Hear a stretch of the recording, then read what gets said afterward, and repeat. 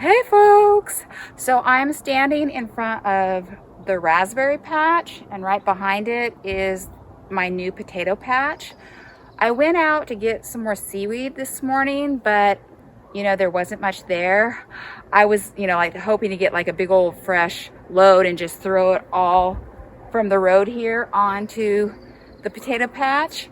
But what I'm going to do instead is go ahead and use whatever I got, plus the seaweed that's in the compost bins that I got from last fall. But first, what I gotta do is throw down a geotextile. It's called Typar, and it's what Farragut Farm uses, so I'm just kind of copying what they do. So put down the geotextile, throw down the seaweed, and plant the potatoes into it. Alrighty. This is what this stuff looks like. It's just kind of a woven. And I think I'm going to start with my compost bin that has like all the leaves and comfrey and clover that I threw in there. This is what this bin looks like. Not quite 3 feet of stuff. What is that pile right there?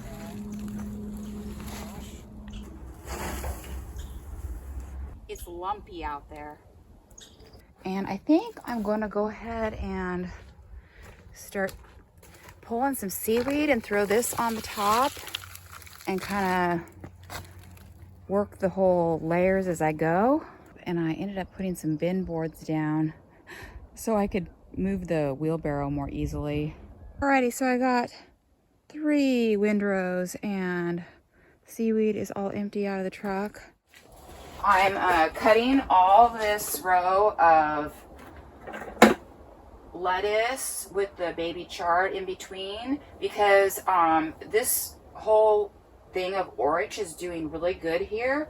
So I've decided, I've been going back and forth about whether I should, grow the Orach in trays or whether I should, I don't have a lot of space in the garden, but all of this, these baby greens here were just an experiment to see like how successions would go, growing in that first greenhouse, starting lettuce and, well, I did spinach and then, starting another succession in this greenhouse.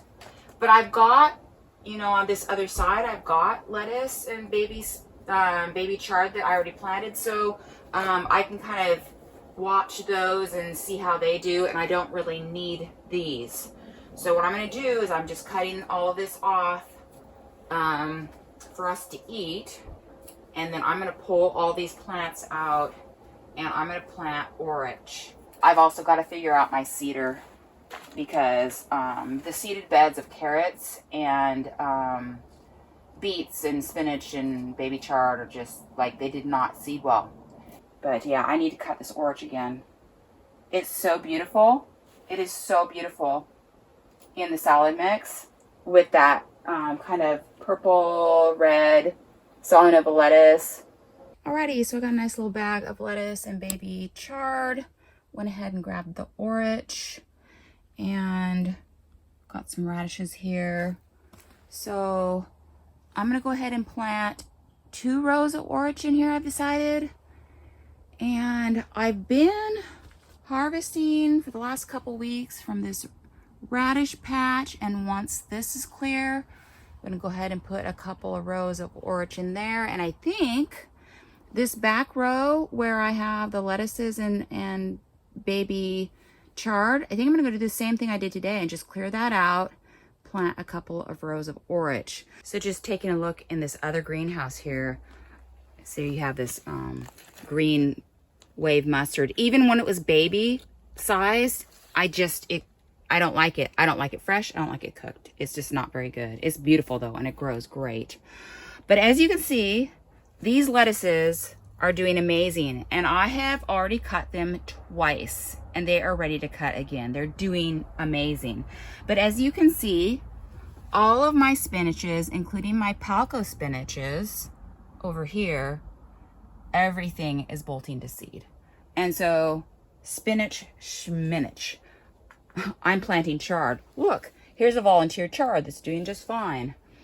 But yeah, so this is my third succession of lettuce coming in and not quite ready to plant out. And then I'll have that last bed planted. These green onions are beyond, these guys could go out. And I'm always going to plant, I think, my green onions in soil blocks because they're so much easier to handle. This is kind of that half-ass second succession of green onions, and it's such a pain to pull these out of these tubs.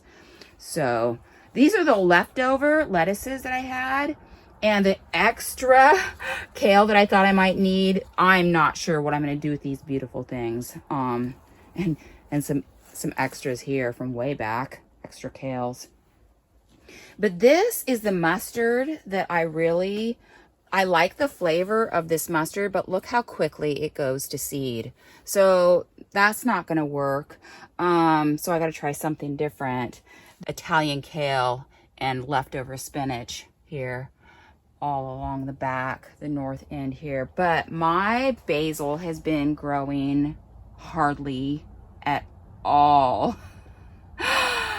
It hasn't hardly grown since I planted it how many ever weeks ago. So yeah, we've had just a few days of, you know, sunny weather, but that's typical for Southeast Alaska.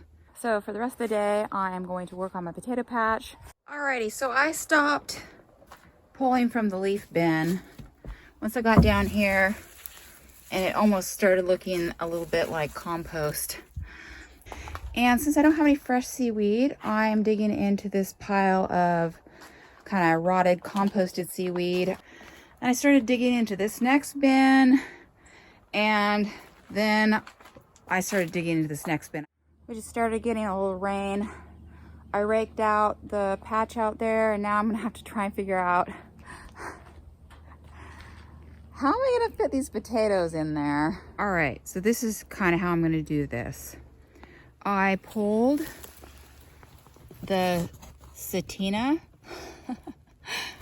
and put them all the way at the end because they're kind of a large potato. And then I've got, you know, then you can differentiate them between, these are all German Butterballs, which are kind of a smaller potato. These are the Haida potatoes, which are kind of small and elongated, you know, so they're pretty obvious. And so then I've got these Shepody, or however you pronounce that. And so hopefully I'll be able to tell the difference between the potatoes when I pull them out. All right, so at the compost bin end, I've got the Shepody in here. Oh my gosh. This is the Haida, and I planted them like super close. Like, what is that? You know, like 8 inches square. German Butterballs, German Butterballs.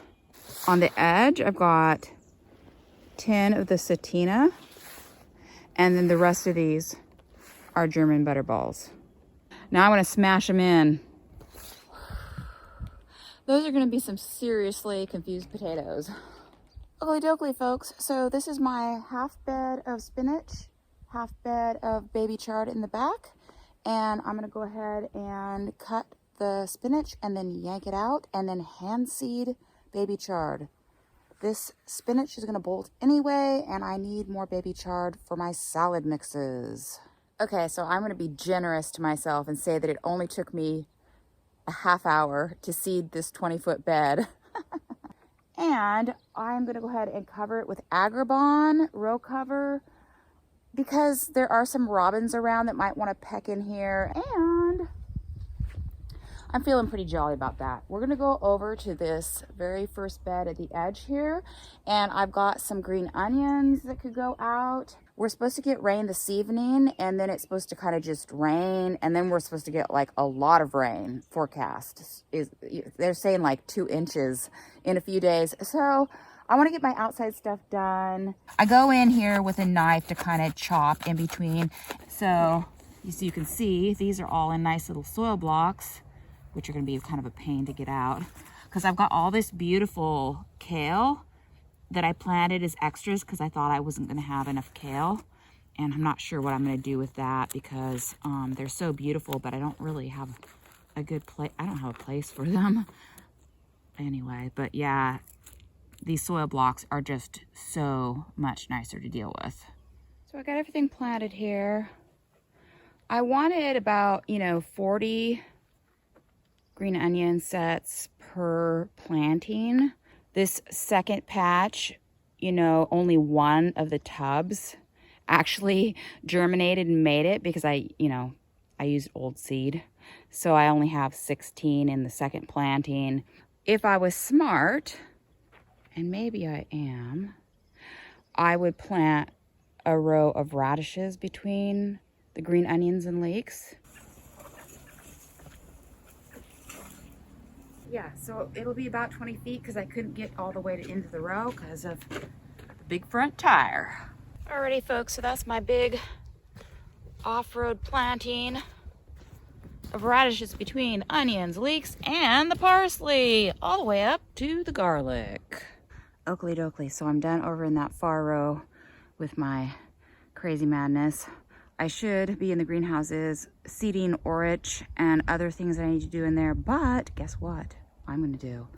I was thinking about thinning these beets, because they're real crowded together in places. But then I thought to myself, why don't I try and transplant into these skips where the Jang cedar skipped? So it's not raining yet, so that's what I'm gonna do. Alrighty, so I thinned and I transplanted so that there wouldn't be so many gaps, and hopefully get a good rain tonight. Rain these guys in and hopefully they survive. Okay, so I finally decided what I'm gonna do with my extra stirrets, or what I did with my extra stirrets. Okay, so we are in the bed at the very edge here with the garlic. And in this little space, well, I just kind of jammed in the, what is it called? The Dazzling Blue Kale back on this side, and then any of the green and red chard, oh my gosh, bugs, that were left. And I did them a really tight spacing, but anyway, there they are. And so then I'll show you what I did with the rest of the kale. Oakley dokley, we're gonna run here into the basil greenhouse. Whoa. Basil, right? And so I've got the little kales, the Italian kales, I just jammed in between the other kales that I already have planted back there. And guess what else I have? Can you see? Sugar snap peas. Sugar snap peas at each of the 4 ribs. And I was going to do that in the spring. I used a seed, didn't germinate. So I thought we might have a cold summer. Might as well throw them in here. So the only thing I have left in here are 4 flats of Salanova lettuce that I have to put in the bed out there when they're ready. They're not quite. So that is done, done. Are you guys still there? Okay. So all I have to do here, well, I need to seed my Orach, like I talked about. I'm going to do 2 rows here behind the Orach that's already going. And I have my one little sunflower that I'm going to plant somehow. It doesn't take as long to seed something when you're just twisting it in. I have wads of this seed. Get off there, fly. Wads of it. I just pulled the tarp of compost out of that greenhouse. It's been sitting there all winter long. Just a little bit left. And I'm gonna go ahead and throw it on top of this compost, where I used to have the leaves and stuff.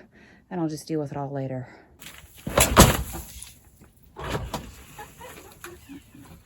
Almost. I went ahead and took some of that composted seaweed, and along with some transplant soil mix that I put the little sunflower into, and I'm going to plant some calendula, some that I had from all the way back in 2013. Can you see that? And then some that I got last year that I never got planted. So I'm just going to Oh, let's see. Oh my gosh, these are big guys. And I'll put this guy. The new stuff is going on this side. Oh, these guys are little compared to those. And I guess this is my entry in the sunflower challenge. Not that it ever goes well for me, but I'm going to water this in. I went up to the house and I got, you know, tap water that's not freezing cold. Because here I am watering it at night, at almost 8 o'clock at night. Well, there he is, folks. My little sunflower. And he'll have his little calendula friends.